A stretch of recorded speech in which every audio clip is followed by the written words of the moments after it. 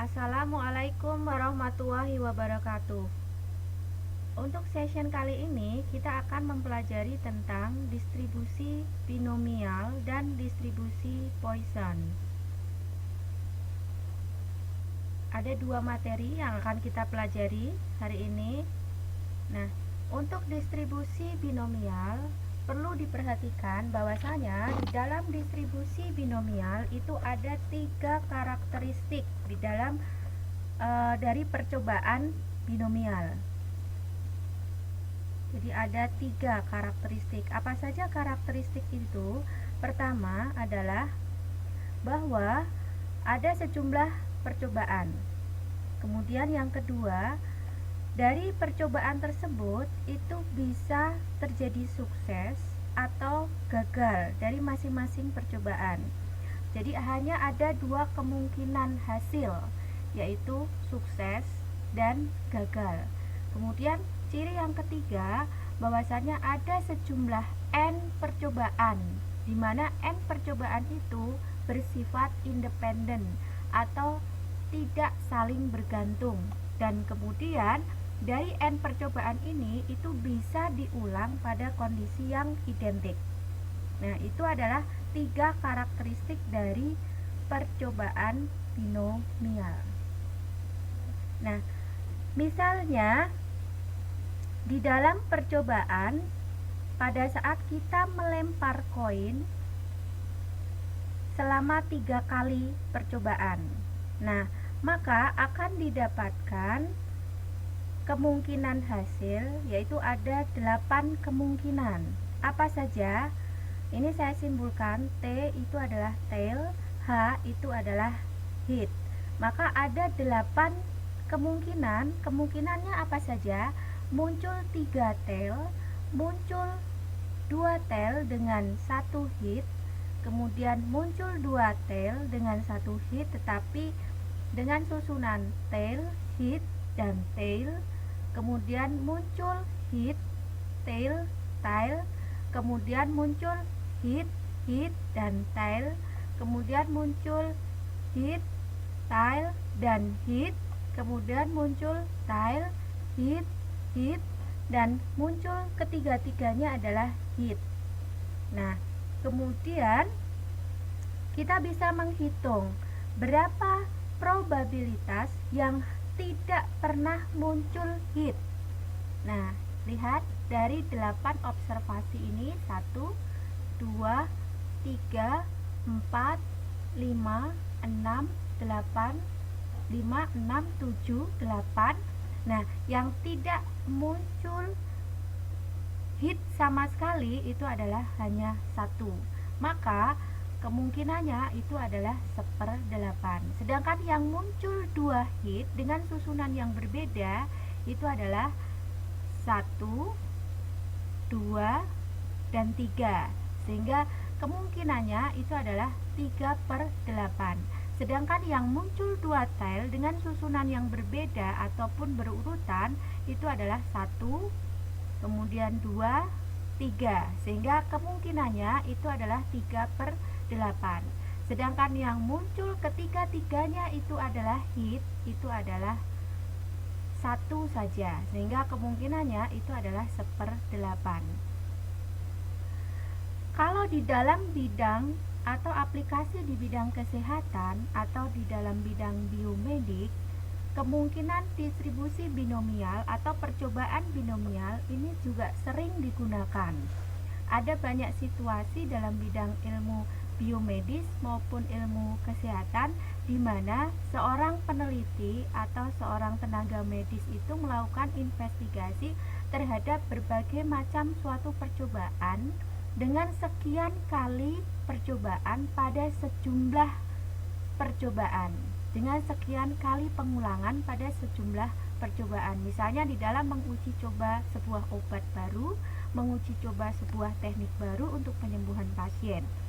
Nah, sebagai contoh misalnya ini adalah probabilitas tentang kejadian osteoporosis. Jadi, kita bisa melihat dari sekian keluarga berapa sih jumlah osteoporosis dalam anggota keluarganya.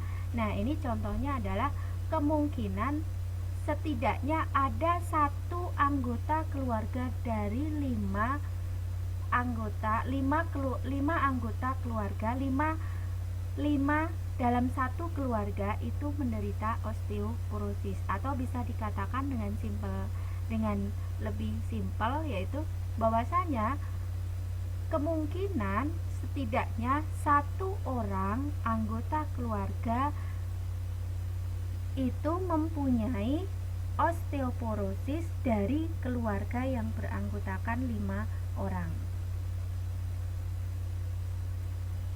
Nah, ini adalah rumus dari distribusi binomial atau peluang binomial. N itu adalah menunjukkan berapa banyak percobaan, kemudian P itu adalah probabilitas dari keberhasilan, sedangkan K itu adalah probabilitas yang ingin dicari. Jadi probabilitas disimbolkan dengan P, X sama dengan K. K itu adalah yang akan kita cari probabilitasnya. Kemudian N itu adalah sejumlah dari percobaan yang akan kita lakukan, K tadi per K. Kemudian P itu adalah peluang daripada probabilitas yang sudah terjadi atau sudah sukses, pangkat K. Kemudian kali pangkatnya tersebut 1 min P, kemudian dalam kurung N min K, sama dengan, ini rumus sederhananya, N faktorial dibagi dengan K faktorial kali N kurangi K faktorial dikali dengan P yang pangkat K yang sudah dikalikan dengan 1 min P dipangkatkan lagi N min K. Nah, sebagai contoh misalnya di sini ada 6 pasien yang selalu dia pergi ke rumah sakit untuk memeriksakan payudaranya. Mereka melakukan kemoterapi pada waktu yang sama. Jika probabilitas sembuh dari kanker payudara itu adalah 0,90,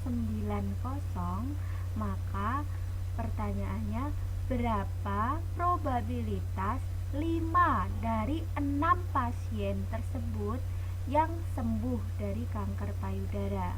Maka kita terapkan rumusnya. Kita identifikasi dulu berapa percobaannya, itu adalah 6 orang. P itu adalah peluang yang sembuh dari kanker payudara, itu adalah 0,9. Kemudian kita masukkan rumusnya, X K itu adalah yang dicari, itu sebanyak 5. P dalam kurung X min 5 sama dengan 5, sama dengan ini N, ini adalah 6, kemudian K tinggal masukkan, kemudian kali dengan peluangnya yang sukses 0,90 pangkat 5 K-nya, kemudian kalikan dengan 1 dikurangi 0,9 pangkat 6 N dikurangi K. Nah, kemudian kita masukkan rumusnya di sini. 6 faktorial dibagi dengan 5 faktorial, kemudian dikalikan dengan dalam kurung 6 dikurangi 5 faktorial dikali 0,9 faktorial pangkat 5 kali 0,1. Nah, sama dengan 0,3543. Jadi kesimpulannya apa? Peluang 5 orang dari 6 pasien yang sembuh dari kanker payudara itu adalah sebesar 0,3543. Ini adalah contoh lain dari distribusi binomial, peluang binomial. Ilustrasinya adalah kisaran normal dari sel darah putih atau white blood sel WBC atau sel darah putih pada orang dewasa sehat itu adalah 3.800 sampai dengan 10.800 mm kubik. Nah, pada sel darah putih pada pasien yang dilakukan kemoterapi itu diprediksi akan turun di bawah normal. Dilaporkan bahwasanya sel darah putih itu akan turun sekitar 45% pada pasien di mana penurunannya itu adalah sekitar 2000 mm kubik selama melakukan pengobatan atau kemoterapi. Nah, jika 5 pasien kanker paru dia mendatangi kantor Dr. Jackson, nah berapa peluang tidak lebih dari 40% dari pasien itu, yaitu 5 orang tadi, di mana sel darah putihnya itu kurang dari 2000 mm kubik. Nah, penyelesaiannya adalah sama, masih dengan menggunakan rumus yang di awal tadi. Kita tahu bahwasanya X-nya itu adalah K-nya itu adalah sebanyak 5, di mana 5 peluang pada sel darah putihnya itu ada sekitar 0,45 atau 45%. P itu adalah peluang yang sukses, di mana peluang suksesnya itu adalah kurang dari 2000 mm kubik, itu adalah sebesar 0,45%. Nah, itu adalah randomnya dari suatu peluang tadi. Nah, lalu berapa nilai K? K itu adalah 40%, 40% dari 5 orang. Jadi 5 pasien. Berarti sekitar berapa? 5 pasien kali 40%, maka akan kita dapatkan adalah 2 pasien. Jadi peluang dari 2 pasien itu yang nilai sel darah putihnya di bawah 2000 itu ada berapa? Nah, seperti itu soalnya, maka peluangnya adalah X-nya itu adalah kurang dari 2. Maka K yang pertama, X yang 0 kurang dari 2 sama dengan 2 ya. Kita jabarkan 0, 1 dan P sama dengan 2. Maka kemudian kita bisa hitung probabilitasnya. Kita masukkan pada peluang X sama dengan 0. Nah, ini adalah N-nya, ini adalah 5. K-nya itu adalah 0, K ini 0, berapa kali percobaannya. Nah, kemudian P-nya itu adalah peluang yang sukses tadi, itu adalah 0,45. Pangkat K, K-nya adalah 0. Nah, kemudian kali dengan 1 min P. 1 min P, 1 dikurangi 0,45, itu adalah 0,55. Pangkat N min K, N-nya adalah 5, kemudian dikurangi K, K-nya 0. Kemudian ditambah dengan peluang yang X sama dengan 1. Nah, itu adalah N-nya 5, K-nya 1, P-nya 0,45, pangkat K-nya itu adalah 1. 1 dikurangi 0,45 itu 0,55, kemudian N-nya 5 dikurangi 1. Ditambah dengan P yang ke X sama dengan 2, karena kita menghitungnya adalah peluang X kurang sama dengan 2. Jadi 40% dari 5 pasien tidak lebih dari 2 pasien. Maka peluang X kurang sama dengan 2 itu adalah peluang dari X sama dengan 0 ditambah peluang X sama dengan 1 ditambah peluang X sama dengan 2. Nah, kita jabarkan juga untuk yang X sama dengan 2. N-nya adalah 5, K-nya 2. Kemudian kali P 0,45 pangkat K 2, 1 dikurangi P, 1 dikurangi 0,45 itu adalah 0,55 pangkat N min K. Jadi N-nya 5, K-nya 2. Maka kita kemudian jabarkan dalam bentuk yang faktorial. Jadi 5 faktorial, ini dari sini ya, 5 faktorial dibagi dengan 0 faktorial dalam kurung kali 5 dikurangi 0 faktorial dikali dengan P-nya itu adalah 0,45 dikali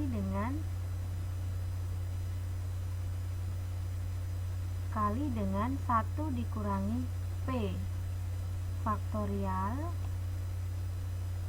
Ini ya sudah hasilnya.